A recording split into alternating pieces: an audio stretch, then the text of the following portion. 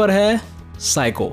Director Miskin का नाम जितना यूनिक है ना, उतने ही यूनिक होते हैं इनके कॉन्सेप्ट्स। फिल्म का टाइटल देख के ये बिल्कुल एज्यूम मत करिएगा कि ये अल्फ्रेड हिचकॉक की कल्ट क्लासिक फिल्म का रीमेक है। तमिल फिल्म साइको एक स्टैंड अलोन फिल्म है जिसकी कहानी एक साइकोपाथ किलर से स्टार्ट होती है जो एक लड़की का सर काट के उसका मर्डर कर देता है। उसके बाद एंट्री होती है हमारे हीरो की, गौतम, प्लेड बाय उदयनिधि स्टालिन, जो एक ब्लाइंड म्यूजिशियन है। आपको बता दूं, इस फिल्म में अदिति राव ने फीमेल लीड रोल किया है। वैसे मिश्किन के डायरेक्शन की खासियत ये है कि उनकी फिल्म्स में आप बिल्कुल एज्यूम नहीं कर सकते कि कैरेक्टर्स आगे करेंगे क्या। ग्रे कैरेक्टर से भरी हुई ये फिल्म मोरालिटी, ब्लैक व्हाइट और ऐसे ही फिलोसॉफिकल कॉन्सेप्ट से डील करती हुई आपको एंगेज्ड रखती है। सबसे खास बात एंडिंग आपको सरप्राइज करता है।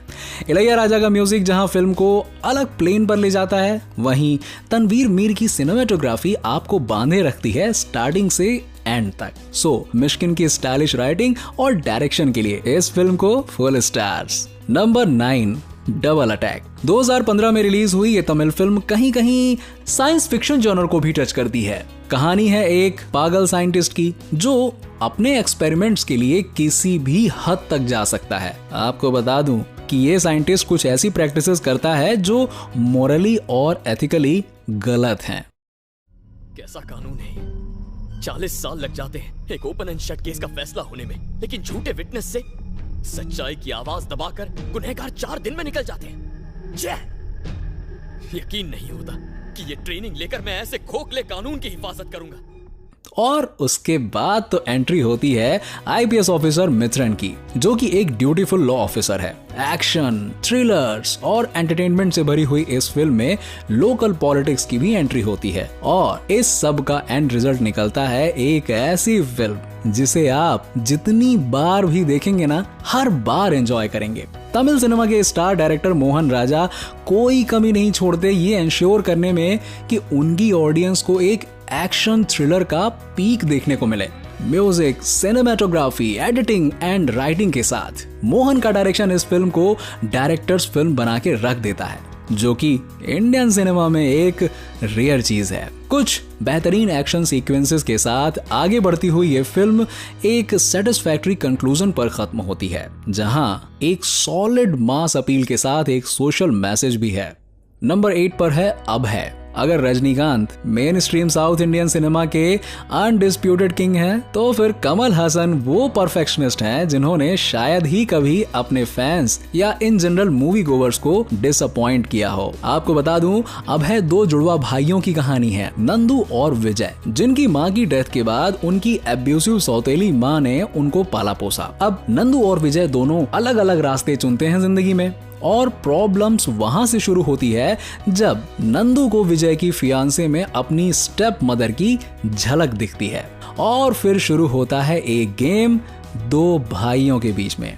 अगर हम कहें कि अभय अपने टाइम तक इंडियन सिनेमा की सबसे यूनिक फिल्म्स में से एक थी, तो एग्जेजरेशन नहीं होगा। सुरेश कृष्णा के स्टाइलिश डायरेक्शन की वजह से ये फिल्म इंटरनेशनल लेवल की किसी साइकोलॉजिकल थ्रिलर फिल्म से कम नहीं लगती। हॉलीवुड के फेमस डायरेक्टर क्वेंटिन टैरेंटिनो ने एक इंटरव्यू में कहा था कि उन्होंने उनकी सुपर हिट फिल्म किल बिल का एक सीक्वेंस अभय से इंस्पायर्ड होकर लिखा था। इस फिल्म को उतनी एप्रिसिएशन उस टाइम नहीं मिली, मगर आज ये एक कल्ट फिल्म मानी जाती है। Number 7, U turn. Writer director Pawan Kumar की डेब्यू फिल्म लूसिया ने नेशनल और इंटरनेशनल फिल्म फेस्टिवल में काफी एप्रिसिएशन जीती थी, और सही रीजंस की वजह से। कन्नड़ सिनेमा की माइलस्टोन मानी जाने वाली लूसिया से करियर शुरू करने वाले पवन कुमार आते हैं यू टर्न पर। बीच सड़क पर गाड़ी रोककर अपनी सहूलियत के लिए रोड ब्लॉक्स हटाकर किसी को मरने के लिए छोड़ देना, ये सही है? फिल्म का यूनिक कॉन्सेप्ट आपको शुरू से ही बांधे रखता है।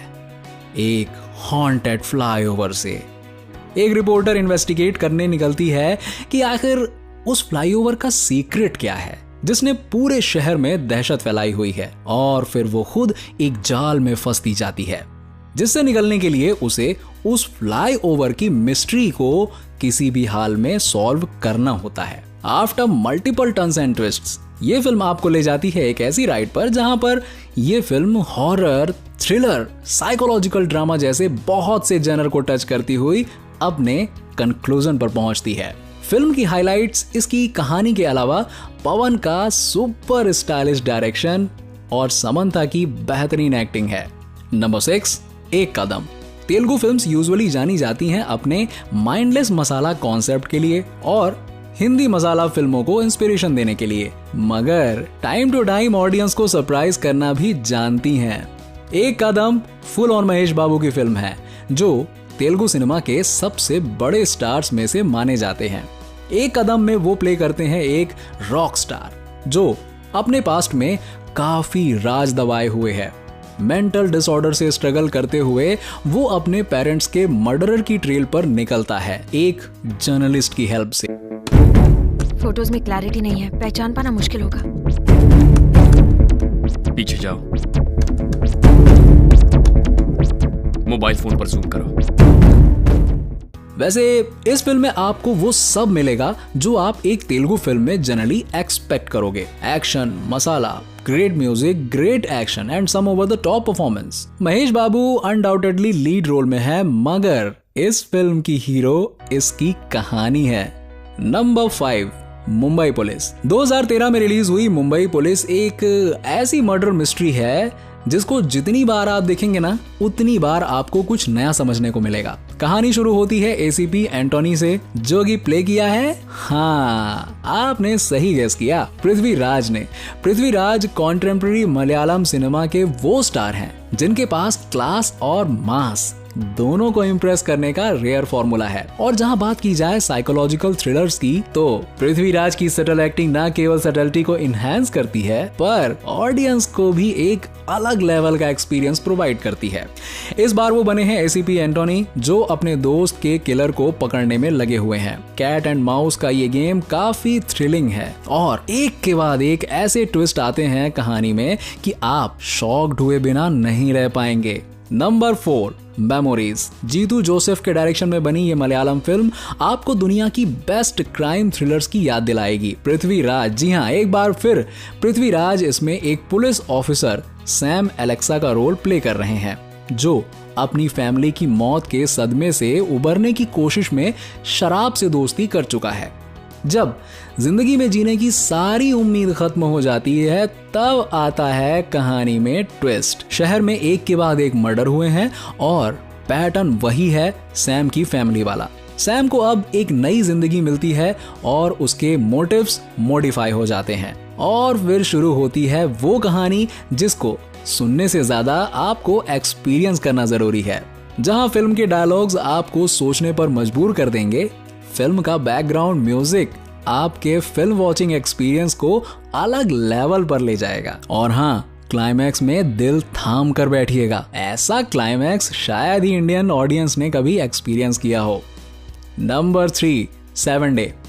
मलयालम सिनेमा ने रिसेंट ईयर्स में एक के बाद एक मास्टरपीस डिलीवर किए हैं ऑलमोस्ट हर एक जैनर में। मगर जब बात आती है साइकोलॉजिकल थ्रिलर्स की तो शायद ही इंडिया में कोई इंडस्ट्री है जो हर बार सरप्राइज करती है सिवाय मलयालम सिनेमा के।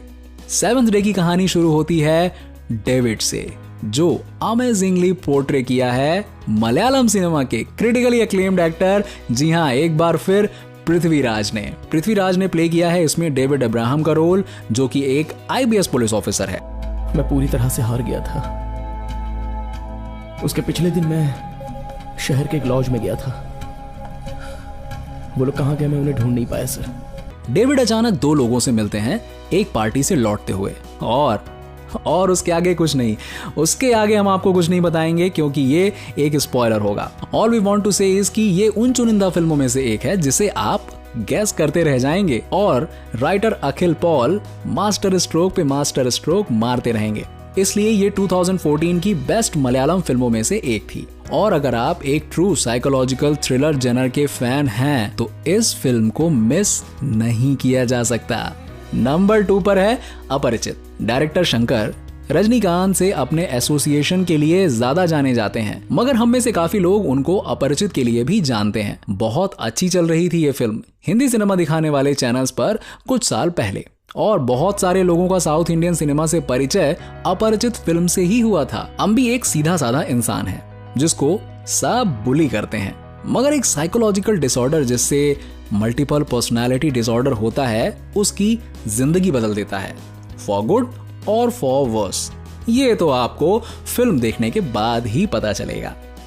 उसकी दूसरी पर्सनालिटी एकदम अपोजिट है, स्टड की है। इंडिया में बहुत कम फिल्म बनती हैं मेंटल इलनेस पे। अपरिचित में बहुत कुछ है जो इसे एक मेमोरेबल फिल्म बनाता है। एक्शन है, कॉमेडी, इमोशंस, बढ़िया राइटिंग और सबसे बेस्ट स्टोरी। अम्बी जब भी अपने आसपास कुछ गलत होते हुए देखता है ना तो उसकी दूसरी पर्सनालिटी रेमो उसको टेक ओवर कर लेती है। मेरे रेंज का काम नहीं मिला तो घर कैसे चलता है? पिता मजदूरी करते हैं, माँ भी मजदूरी, कभी कभी बर्तन धोती है। वो खर्च के लिए तुम्हें पैसे देते हैं? छीन लेता हूँ। और फिर शुरू होता है गरुड़ पुराण के हिसाब से बुरे लोगों को सजा देने का सिलसिला। और फिल्म का क्लाइमैक्स आपको फिल्म खत्म होने के बाद भी बहुत देर तक ग्रैब करके रखेगा, for sure. So the last one is number 1, मैं हूं दंडाधिकारी। अगर साउथ इंडियन सिनेमा से आपका इंट्रोडक्शन होना बाकी है तो इस फिल्म से बढ़िया कुछ भी नहीं हो सकता। इंडियन लैंग्वेज में बनी ये फिल्म राम कुमार ने लिखी और डायरेक्ट की है, मगर अपने फादर के डेथ के बाद सर्कमस्टेंसेस उसे पुलिस फोर्स में ले आए। एक सीरियल किलर को ढूंढते ढूंढते वो जिस साइकोलॉजिकल ट्रॉमा और सेल्फ रियलाइजेशन से गुजरता है वो वाकई में देखने लायक है। Everything about this film works, music से लेकर सिनेमाटोग्राफी, डायलॉग्स और एक्टिंग तक। पर केयरफुल रहिएगा, फिल्म आपकी जिंदगी को देखने का नजरिया बदल सकती है। बस वो फोटोज मुझे सिर्फ 5 मिनट के लिए दिखा दो, कोई क्लू मिलता है क्या देखना है भाई, प्लीज भाई। तो दोस्तों ये थे list of the best south Indian psychological thrillers film की। साउथ इंडियन सिनेमा को हिंदी सिनेमा से कंपेयर करके डिनाई कर दिया जाता है in the modern scenario, but हम डिनाई नहीं कर सकते। फिर चाहे budget, star power, outreach south Indian cinema का कम है हिंदी सिनेमा से, मगर जब यूनिक स्टोरीज की बात आती है ना तो Hindi cinema doesn't hold a candle. So अगर आप मेरी बात से सहमत हैं तो वीडियो को लाइक करके अपने दोस्तों के साथ शेयर भी करें। इनमें से कौन सी मूवी आपने देख रखी है और कौन सी मूवी आपको पसंद आई वो भी नीचे कमेंट करके बताएं। और इसी तरह की मूवीज और वेब सीरीज के कंटेंट के लिए फिल्मी तड़का का हिस्सा बनिए लाल वाला सब्सक्राइब बटन दबाकर। मिलता हूं आपसे अगले वीडियो में, तब तक के लिए आप अपना ख्याल रखिए।